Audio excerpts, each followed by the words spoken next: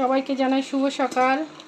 ভাত হয়ে গেছে, আলু দিয়ে সয়াবিন দিয়ে পনির দিয়ে তরকারি হবে।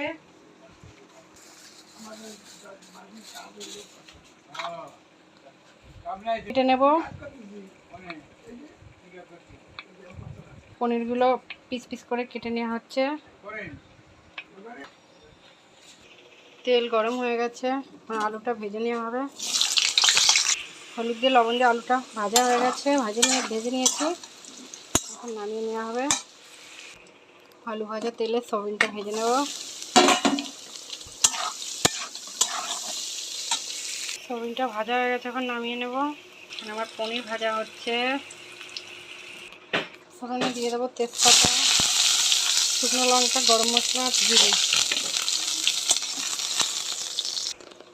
এখন দিয়ে দেবো আদা জিরে বাটা। এখন দিয়ে দেবো টমেটো আর কাঁচা লঙ্কা বাটা। এটা এখন ভালো করে কষিয়ে নেব।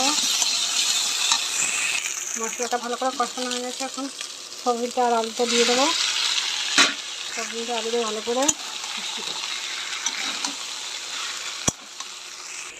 সয়াবিনটা আলুটা কষা হয়ে গেছে। এখন আমি গরম জল দিয়ে দেবো।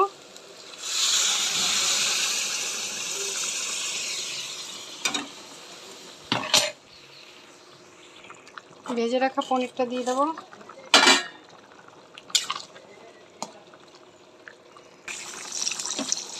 গরম মশলা দিয়ে দেবো। আর সয়াবিনটা প্রায় হয়ে গেছে।